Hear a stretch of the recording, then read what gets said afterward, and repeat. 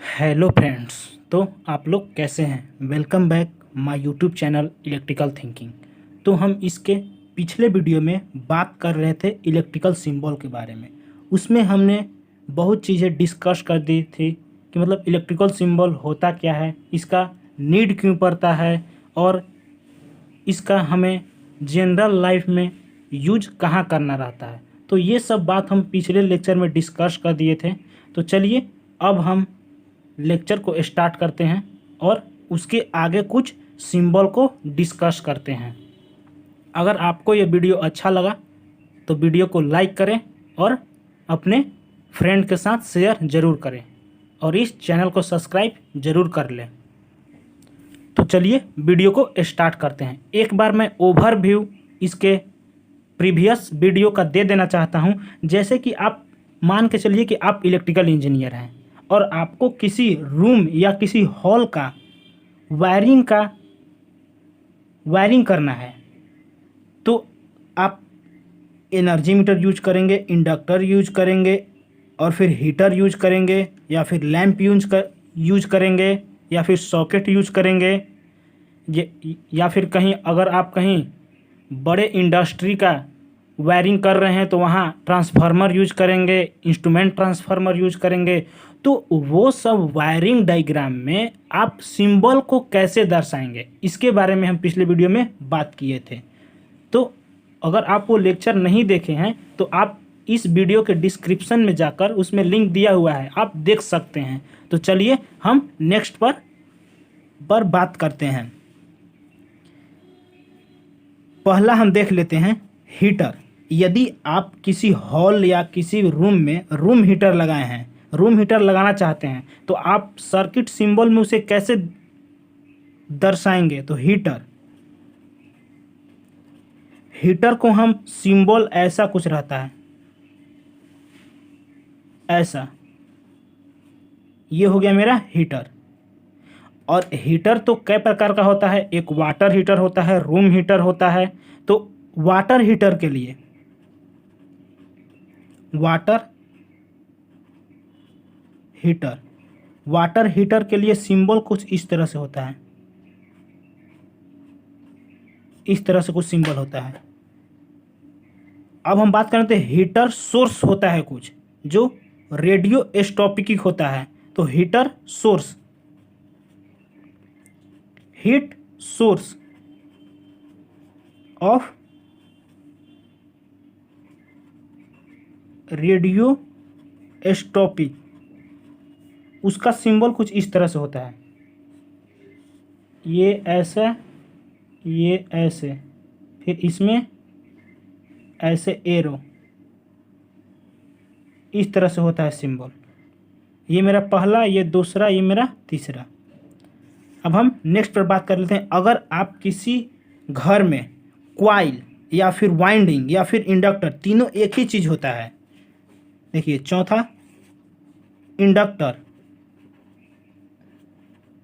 Inductor या फिर इसे वाइंडिंग बोल सकते हैं, वाइंडिंग, या फिर इसे क्वाइल बोल सकते हैं। तीनों एक ही चीज़ होता है। ये मान लीजिए कि मेरा इंसुलेटर है, इस पर हम किसी वायर को उंड कर दिए तो ये मेरा इंडक्टर की तरह हो गया। अगर एक तार को हम केवल ऐसे गोल गोल कर दिए तो ये मेरा वाइंडिंग या फिर क्वाइल हो गया।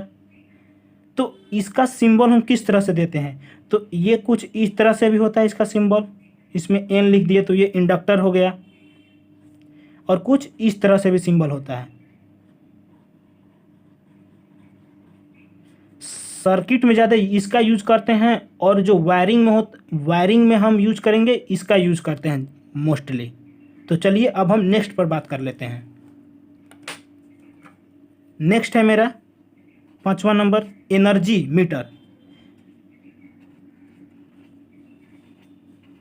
एनर्जी मीटर, तो एनर्जी मीटर का सिंबल कुछ इस तरह से होता है, इस तरह से। यदि आप किसी घर का वायरिंग कर रहे हैं तो सबसे पहले एनर्जी मीटर से ही न सप्लाई को डिस्ट्रीब्यूट किया जाता है। तो एनर्जी मीटर का सिंबल कुछ इस तरह से होता है। और इसका एक और सिंबल होता है कुछ इस तरह से एनर्जी मीटर का दूसरा सिंबल होता है। आप फिगर में भी देख रहे होंगे इसका सिंबल इस तरह से और इस तरह से भी इसका सिंबल होता है एनर्जी मीटर में। तो आप देख लिए कि हीटर का कुछ इस तरह सिंबल होता है और वाटर हीटर का कुछ इस तरह से होता है। हीट सोर्स ऑफ रेडियोसिटी के इस तरह से होता है। फिर इंडक्टर या वाइंडिंग या कॉइल को कुछ इस तरह सिंबल किया जाता है और एनर्जी मीटर का कुछ सिंबल इस तरह से होता है। अब हम 6 पर बात कर लेते हैं।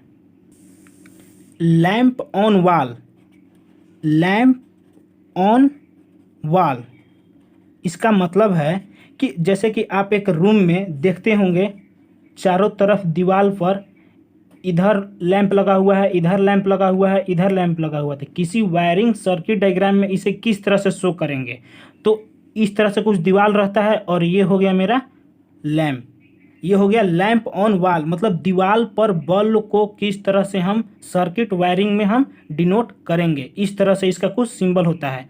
और 7वां नंबर होता है लैंप ऑन सीलिंग। जैसे कि आप छत के, जैसे कि जहाँ पर पंखा लगता है उसके अगल बगल आप लाइट देखे होंगे या आप फिगर में भी शो हो रहा होगा कैसा रहता है, तो उसे हम किस तरह से सिंबल करते हैं? Lamp on ceiling, lamp on ceiling. तो ये दीवार है और ये लैंप है, तो इस तरह से सीलिंग है और ये मेरा लैंप है, तो इस तरह से कुछ होता है। अब हम नेक्स्ट बात कर लेते हैं। नेक्स्ट है मेरा सॉकेट 15 एम्पियर विदाउट स्विच। जैसे आप किसी रूम में देखे होंगे 15 एम्पियर का सॉकेट, इसे पावर सॉकेट भी कहते हैं। इसे हम मतलब कि 15 एम्पियर जो मेरा एनर्जी लेता है वैसे इक्विपमेंट को इसमें कनेक्ट करते हैं। तो ये मतलब कि आपके फ्लोर से थोड़ा बहुत ऊपर होता है पावर सॉकेट, जिसमें हम फ्रीज गीजर को हम कनेक्ट करते हैं। तो वो बिना स्विच के अगर रहेगा तो मेरा किसी वायरिंग में डिनोट करना रहेगा तो उसका सिंबल कुछ इस तरह से होता है। विदाउट स्विच मतलब इसके साथ स्विच कनेक्ट नहीं है। जैसे कि ये मेरा है पावर सॉकेट, इसमें तो ये मेरा विदाउट स्विच है। तो अगला है मेरा 15 एम्पियर सॉकेट विथ स्विच। तो इसका सिंबल 15 एम्पियर विथ स्विच, मतलब इसके साथ एक स्विच भी कनेक्ट रहेगा, इसके साथ एक स्विच भी कनेक्ट रहेगा। तो उसका सिंबल किस तरह से होता है? तो उसका सिंबल कुछ इस तरह से होता है, इस तरह से इसका सिंबल को कुछ होता है। अगर विदाउट स्विच बोले तो केवल एगो एरो, अगर आपको विथ स्विच बोले मतलब 15 एम्पियर का सॉकेट है उसके साथ स्विच भी लगा हुआ है, तो इसका सिंबल कुछ इस तरह से होता है। अब हम 10 नंबर पर बात कर लेते हैं। सॉकेट 5 एम्पियर विदाउट स्विच, जो मेरा चार्जिंग के लिए हो गया या फिर कोई भी इक्विपमेंट चलाना है उसके लिए आप 5 एम्पियर मोस्टली यूज करते हैं, 5 एम्पियर का स्विच। तो उसके सिंबल कुछ इस तरह से होता है, केवल ये ऐसे फिर ऐसे। ये है विदाउट स्विच। जैसे कि 15 एम्पियर का सॉकेट में 2 है क्योंकि ये ज़्यादा पावर का है इसीलिए 2, और ये कुछ एरो 1 यानी विदाउट स्विच है, और ये विथ स्विच है। तो विदाउट स्विच 5 एम्पियर में कुछ इस तरह। अब 5 एम्पियर विथ स्विच तो इसका सिंबल कुछ इस तरह से ही हो जाएगा, ऐसे ऐसे और ऐसे। इसका सिंबल कुछ इस तरह से होगा।